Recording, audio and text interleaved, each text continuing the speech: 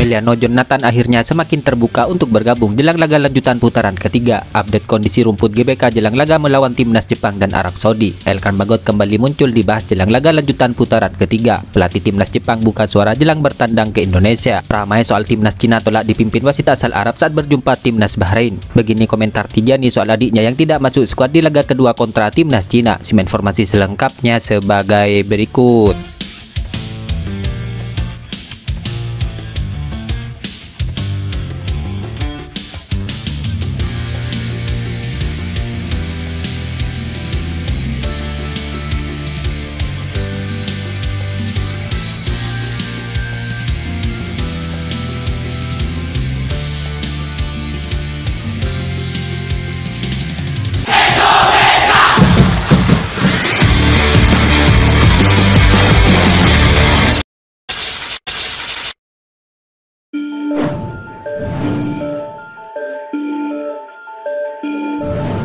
Baru-baru ini PSSI pun memastikan bahwa timnas Indonesia akan menjamu timnas Jepang di Stadion Gelora Bung Karno, Jakarta, di mana kondisi lapangan dan rumput GBK pun kini disebut telah bagus dan bisa dipakai untuk pertandingan. Ya, Stadion GBK diketahui tengah direnovasi sejak dipakai timnas Indonesia di putaran ketiga saat melawan Australia.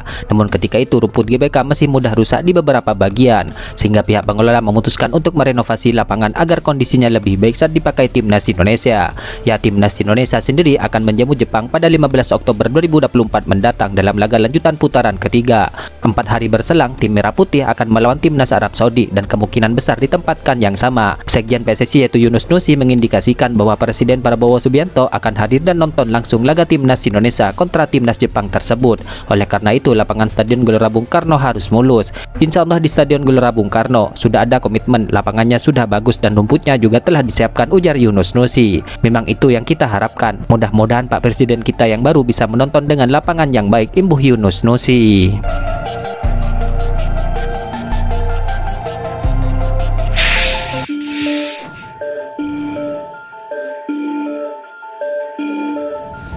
Steva Agnos, yaitu asisten pelatih Blackpool, kini telah memberikan kabar terkini mengenai kondisi Elkan Bagot, di mana pemain timnas Indonesia ini masih dalam proses pemulihan cedera yang dialaminya sejak akhir Agustus yang lalu. Ya, absennya Elkan Bagot di lapangan hijau tentu menjadi kehilangan besar bagi klubnya, di mana hingga kini belum ada kepastian kapan Elkan Bagot dapat kembali merumput. Agnos mengungkapkan bahwa proses pemulihan cedera Elkan Bagot membutuhkan waktu yang cukup lama, di mana Elkan Bagot diperkirakan masih harus menepi selama beberapa pekan ke depan. Sulit untuk menentukan waktu bagi mereka, ujar Agnos. Dengan demikian, Elkan Bagot dipastikan akan absen dalam pertandingan terdekat Blackpool pada Rabu mendatang. Ya, cedera Elkan Bagot selain berdampak ke klubnya, namun ia juga berdampak ke timnas Indonesia. Di tengah jadwal yang padat skuad Garuda, sosok Elkan Bagot ini diharapkan bisa segera pulih dan menjadi salah satu opsi bagi Coach Sintayong dalam menghadapi laga-laga penting terutama di putaran ketiga ini. Terakhir Elkan Bagot membela timnas Indonesia adalah di Piala Asia 2023. Kala itu ia tampil dalam laga menghadapi Australia di babak 16 besar. Kini harapan besar mengiringi pemulihan sosok Elkan Bagot ini. Jika ia pulih tepat waktu, bukan hanya Blackpool yang akan merasakan kehadirannya, akan tetapi juga timnas Indonesia yang membutuhkan tenaga segar di lini belakang. Semoga saja Elkan Bagot segera kembali dipercaya memperkuat tim Merah Putih dan kembali menunjukkan performa terbaiknya di lapangan.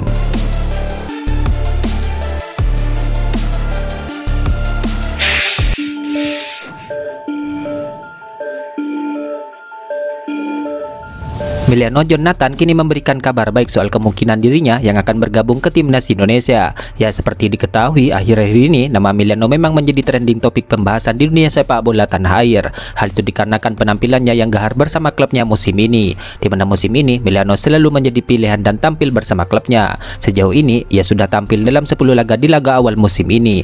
Dari 10 laga tersebut, ia sukses mencetak 6 gol dan 2 assist. Usut punya usut, pemain berusia 20 tahun itu ternyata memiliki darah keturunan Indonesia. Darah keturunan Indonesia itu datang dari sang ayah yang memiliki keluarga di tanah air. Menurut kabar yang beredar, dirinya memiliki keluarga yang berada di Depok, Jawa Barat. Hal itulah yang membuat dirinya memiliki kesempatan yang cukup besar untuk membela timnas Indonesia di masa yang akan datang. Terkait hal itu, Emiliano mengaku bahwa dirinya sudah sempat dihubungi oleh pelatih kepala skuad Garuda yaitu Coach Sintayong.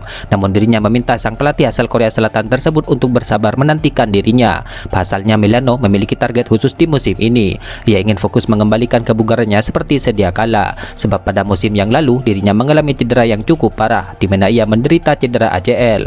Cedera parah itu membuatnya harus beristirahat selama 7 bulan. Oleh sebab itu, dirinya masih membutuhkan waktu sebelum memikirkan soal timnas Indonesia. Di lain sisi, ia mengaku bahwa sang ayah juga sudah dihubungi perihal ini. Melansir dari Instagram Transfermarkt bahwa sang ayah sudah dihubungi oleh pihak PSSI, di mana Emiliano juga memberikan kabar baik terkait pembicaraan ayahnya dengan PSSI. Ia menjelaskan bahwa pembicaraan tersebut berlangsung positif. Itu artinya kemungkinan dirinya bergabung dengan skuad Garuda sangat besar di masa yang akan datang. Ayah saya telah dihubungi oleh PSSI, kata Emiliano dikutip dari Instagram Transfermarkt. Walaupun saya masih fokus pemulihan, tapi saya bisa katakan bahwa pembicaraannya cukup positif, jelas sang pemain.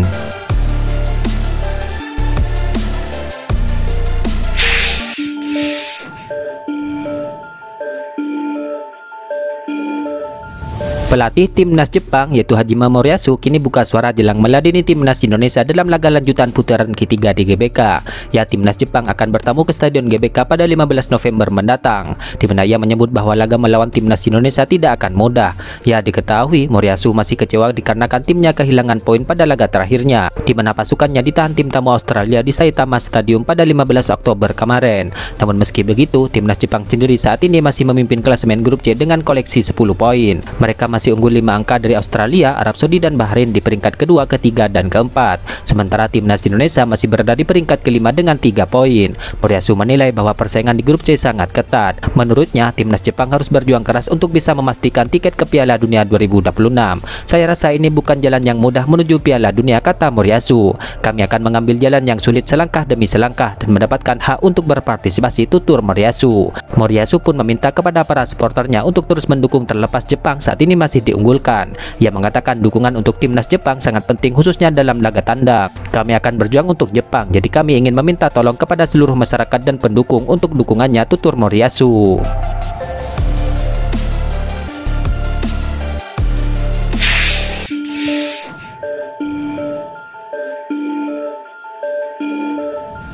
Media dalam negeri memberikan sorotan khusus kepada Federasi Sepak Bola Cina sebelum timnya bertandang ke markas Bahrain. Ya, diketahui pertandingan krusial tersebut akan dilangsungkan di Bahrain pada 14 November mendatang. Laga ini tentu krusial bagi kedua tim yang sedang rebutan tiket ke putaran final.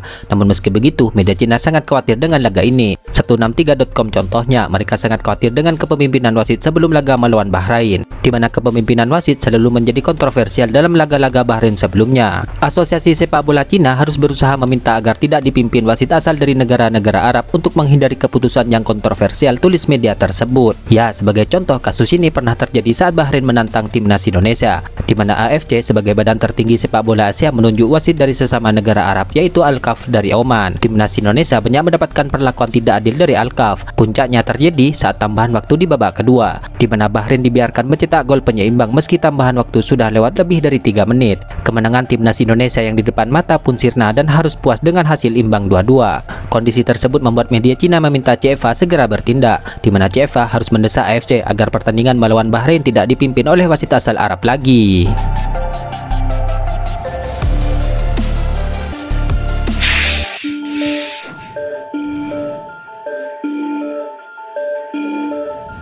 Gelandang AC Milan yaitu Tijani Reinders kini ikut memberikan komentar untuk adiknya yaitu Emiliano yang sudah debut bersama timnas Indonesia. Ya, diketahui Emiliano mencatatkan debutnya ketika timnas Indonesia melawan Bahrain pada 10 Oktober yang lalu. Kala itu Emiliano masuk sebagai pemain pengganti, di mana ia menggantikan peran Sandy Walsh di babak kedua. Dalam hal ini Tijani pun menyambut dengan bangga atas kesuksesan adiknya yang mencatatkan debut bersama timnas Indonesia. Ya, pasti bangga sekali dia dapat menit bermain pertamanya. Permainan yang agak gila sebenarnya, ucap Tijani melihat permainan kontra timnas Bahrain saat itu. Ya, selain itu Tijani pun mengaku menonton semua pertandingan tim merah putih, di mana ia menyebut kesempatan ini bagus untuk Emiliano.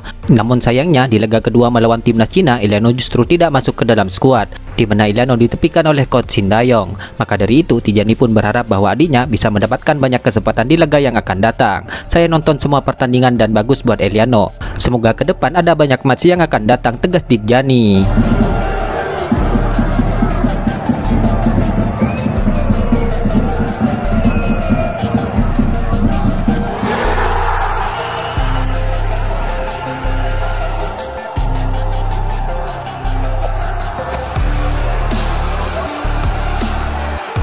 Itulah ulasan terkini hangat dan menarik seputar tim Merah Putih yang dapat kami sajikan hari ini. Jangan lupa dukung terus tim Merah Putih di channel ini dan salam olahraga.